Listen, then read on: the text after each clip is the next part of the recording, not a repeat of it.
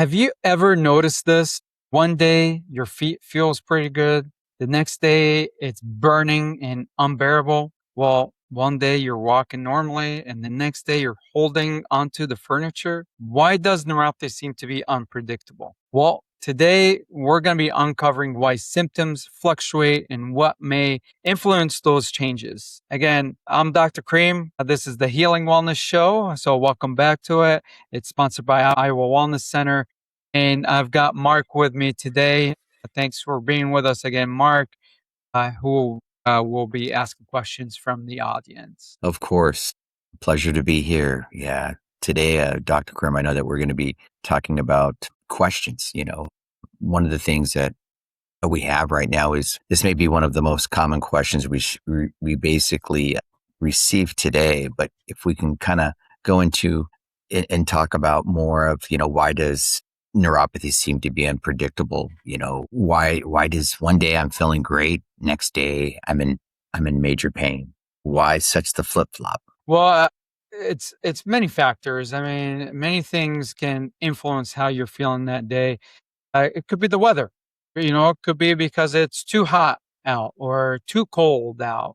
That could influence. It could be, just how you're feeling that day. It could be that your nerves are just flared up that day, and that could be because of inflammation. It could be what you ate that morning or maybe the night before that caused maybe some flare-ups in your body.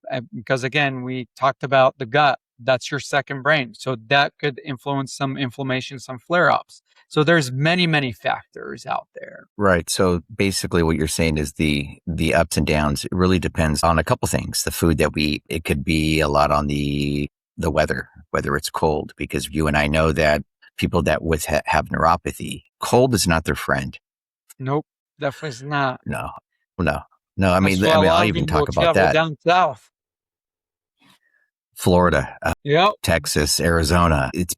And why would you say that? Is it because when it's warm, neuropathy is more drawn to the warmth than the cold? The cold spurs it up? No, not necessarily. Because again, if it's too hot, that could also affect their neuropathy. So, but I mean, if you would say warm or cold, I would say warmer weather is a lot better, especially places that are maybe a little bit humid for people compared to super dry. So again, everyone is going to be different, but it always comes down to the weather. You'll get people that say, "Hey, my bones hurt because it's about," and I could tell it's about to rain, right? That barometric pressure might affect them as well. Some people, it might be the humidity might affect them. Some people, it might be that they love the humidity because it's not too dry on them. So everyone's going to be different. I mean, let's talk about the stress. I mean, I know that stress can also affect a lot of that. Is that correct with the body? Yeah, I mean, definitely. I mean, stress affects even normal bodies. I mean, if you don't have disease body, stress is always a factor. Stress does cause diseases. Stress does cause inflammation. So yeah, stress definitely will increase symptoms, and often they'll feel worse when they're under stress. What are some factors because stress is a big thing. I mean, just with people that don't have it, but say with people that do have the neuropathy, what's the best way to get them out of that stress mode, would you say? I mean, there's lots of different things. Again, that will depend on the person. What is a stress reliever for you? Some people it might be, hey, I just need to go fishing, right? Just sitting there fishing, I start to relax and get my mind off of things. Or it might be, hey, I need to hang out with friends. Or it might be, I need to go on a walk. Or I just need to go on the beach, just like you talked about, taking your dad to the beach, Mark. So it just all depends on everyone's stress reliever. What's your stress reliever? It could be, hey, I just need to, do some puzzles or play Sudoku or, So it just depends on each person's stress reliever. I like that. We talk about the stress reliever. We talk about maybe going out, like the last episode, going out, getting that feet grounding, getting that movement going. But I like what you said. You talked about like Sudoku and stuff like that. Also the brain, get the mind, get the brain moving. A lot of people talk about the body, but what about the brain? And I like how you kind of, hit on that, whether it's a crossword puzzle, whether it's reading, we'll go old school, reading a newspaper, which those are And rare these days. they still read the So, newspaper. A lot of my patients still want the hard copy in their hands. yeah, you're like, hey, if it's not in their hands, it's not real. Yep. But Ed, so let's talk about the sleep. How and why does neuropathy affect the sleep? Sleep, I mean, again, a lot of patients will have poor sleep because, again, remember we talked about that brain is, you're trying to relax that brain, but the brain is telling that area, hey, you're flared up. I'm going to, increase the symptoms there because now they're not using their mind throughout the day, which is occupied throughout the day. And now when they're trying to relax, symptoms might flare up more for them and they're not getting proper sleep. So not getting proper sleep, well, you're not going to recover. You need to have proper sleep for the cells in the body to start to recover and start to rebuild again. And if you're not getting that, then you're not going to recover well.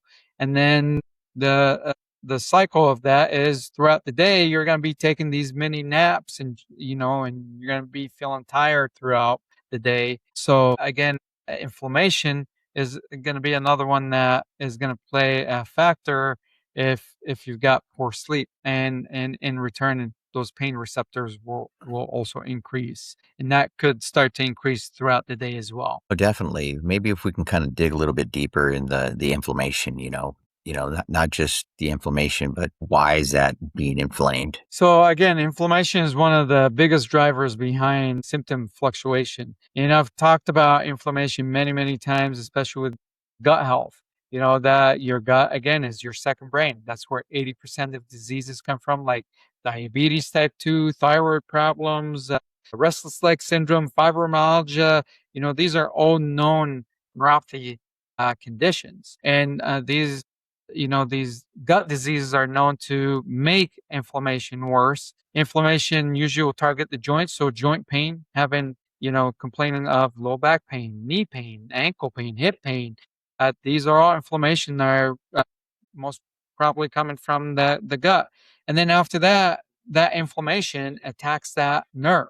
And that's why you start to feel the burning, the tingling, the pain, the numbness, the balance problems. That's all inflammation driven. No, 100%. I think that the next question I would have, is can lifestyle habits influence those symptoms on a major way? Oh, absolutely. I mean, whether it's movement, nutrition, hydration is another big one. The studies came out saying that I think it was a little bit over 80% of the population is chronically dehydrated because we don't drink enough water throughout the day. They're saying that drinking water, you should be drinking about half of your body weight in ounces a day, which I think a lot of people don't do that. The only ones that are probably the athletes, the bodybuilders, because they know that hydration helps with their muscle. But yeah, chronic dehydration, if you're not drinking enough water and we're just drinking the coffee, the pot of coffee in the morning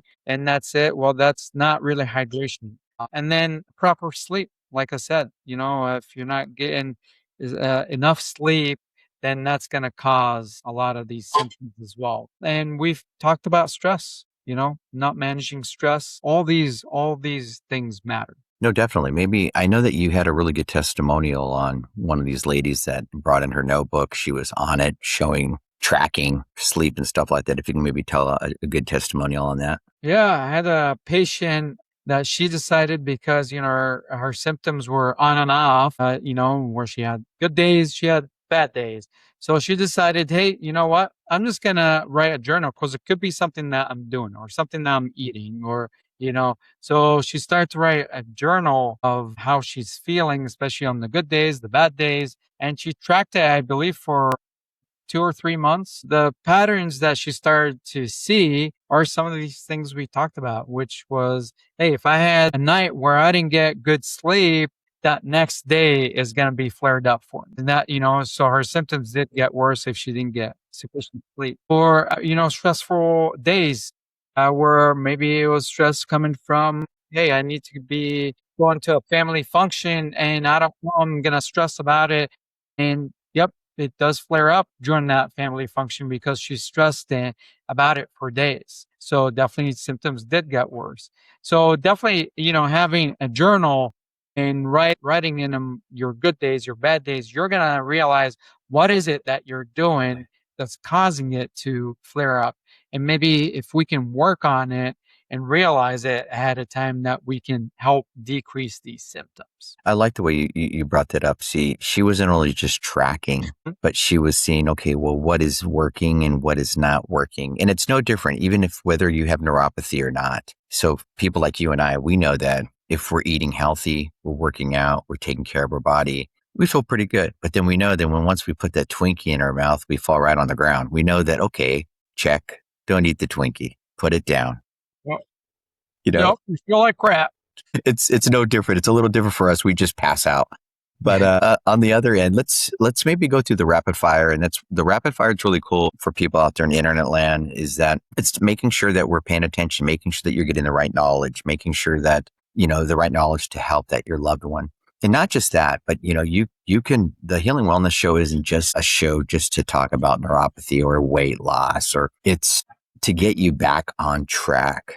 Dr. Mo is really focused on getting you unstuck, getting you out of the pain, and getting you on a regimen. He created a protocol that is currently working very, very well. It's getting people that didn't want to leave their house now. They're actually going out. They're going dancing. They're doing the things that they love to do, because you don't have to stay in pain. So those that are watching this, share this video, because you got to understand, one video can change one person's life. I've seen it time and time again. So let's maybe go into the rapid fire, if you don't mind.